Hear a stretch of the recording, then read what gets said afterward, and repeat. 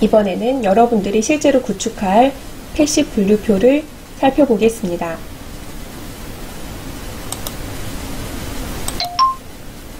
패시 분류표 구축과 관련된 기초 과정에서 5가지, 응용 과정에서 8가지 구축 단계가 있었는데요. 우선 각 과정에 적용할 여러분들만의 주제를 찾아봅니다. 이때 교재에 있는 예시와는 다른 것을 선정해야겠죠. 하지만 구축 방법은 교재의 예시를 참고하고 그 순서를 적용하면 됩니다. 그리고 다 만든 후에는 만든 과정뿐 아니라 다 만들고 난 뒤에 후기도 정리합니다. 첫 번째, 분류 대상을 적합한 개념들로 분석합니다. 여러분들이 분류할 주제를 결정한 뒤에는 그 분야에 맞는 자료를 찾아야겠죠. 이때 참고할 것은 백과사전이나 해당 분야에 관련된 문헌 등이 있을 거고요. 해당되는 문헌은 인쇄 자료도 가능하고 웹에 있는 자원도 모두 가능합니다. 다만 참고한 자료는 과제에 명확히 기재해야 합니다. 부동산 매물 정보 같은 경우에는 실제 부동산 광고에서 자료를 찾을 수 있습니다. 그 다음은 개념 목록 중에서 중요한 특성을 찾고 그것을 패시트화하는 과정입니다. 여러분들이 분석한 개념을 패시트로 구분하게 되는데요.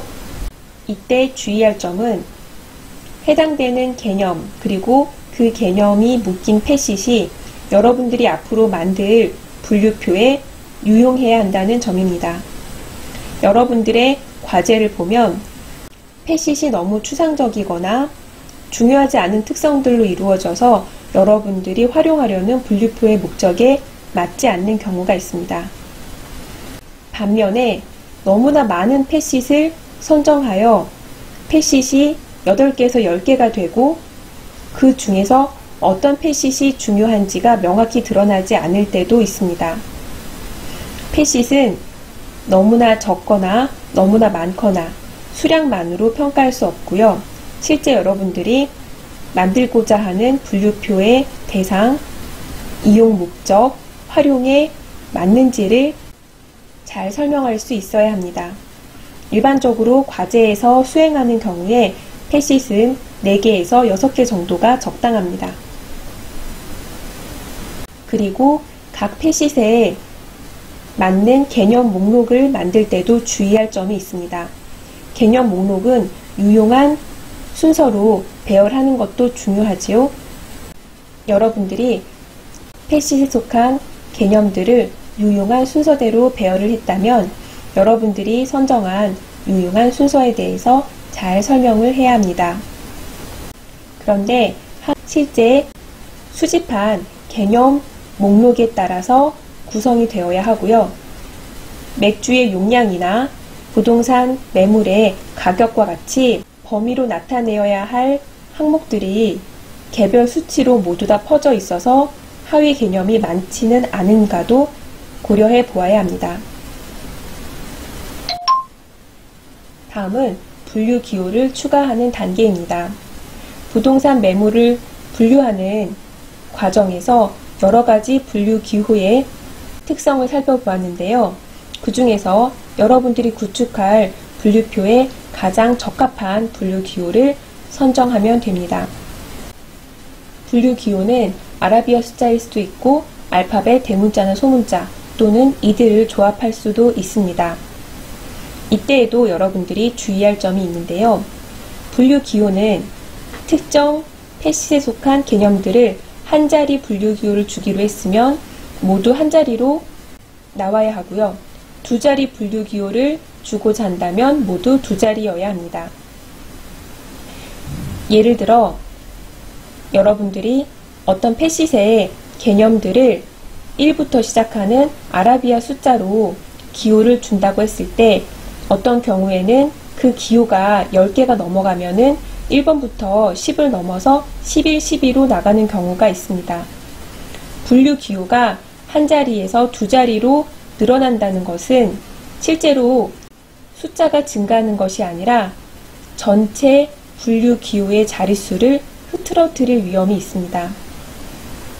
부동산 매물도 1, 1, 2, 1로 끝났는데 하나의 패시시 10일까지 있다고 한다면 특정 매물에 대해서만 5자리의 분류 기호가 나올 수도 있습니다. 이것은 분류 기호가 아라비아 숫자로만 되어 있을 때 큰 문제가 될 수 있는데요. 동일한 아라비아 숫자로만 이루어져 있고 별도의 패시 연결 장치가 없을 때는 11이라는 두 자리가 나타났을 때 이것이 첫 번째 패시세 1과 두 번째 패시세 1인지 또는 첫 번째 패시세 11인지 구분할 수가 없게 되는 것이죠.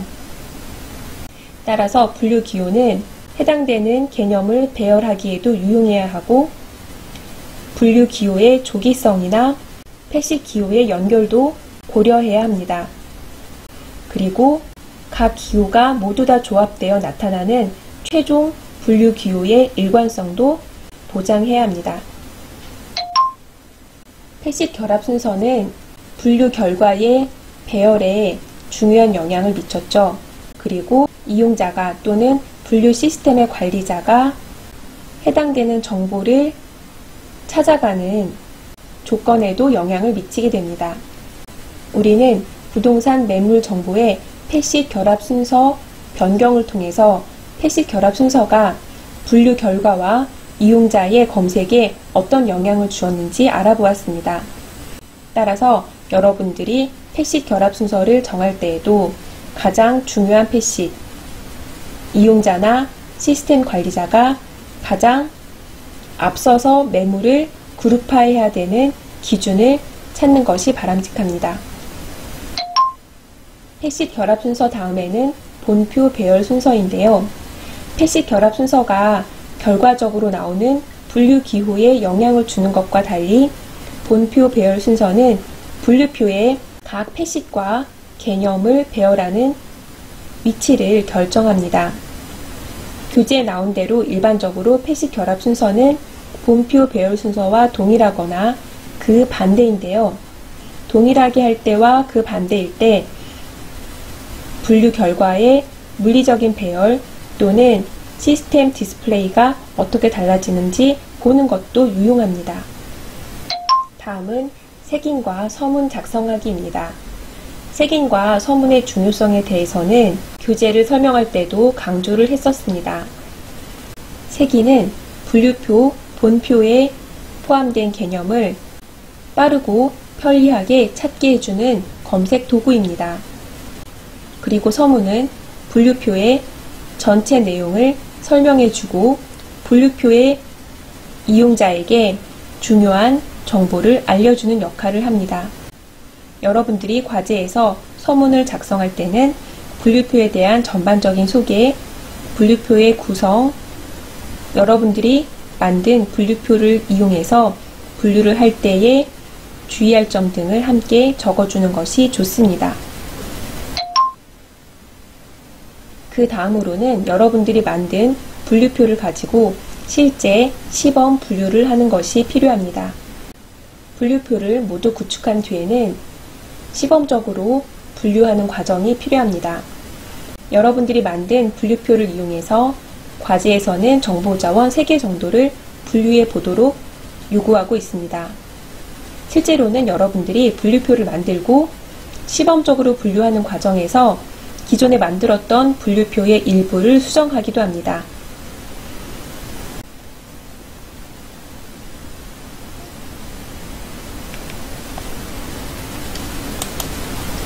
분류표 시범 구축의 마지막은 여러분들의 후기입니다. 패시 분류표를 만들고 시범적으로 분류도 해보았습니다. 아마 여러분들은 할 얘기도 더 많아지고 느낀 점도 생겼을 것입니다. 분류표의 전체적인 구성과 별도로 여러분들의 과제 후기를 적어주기 바랍니다.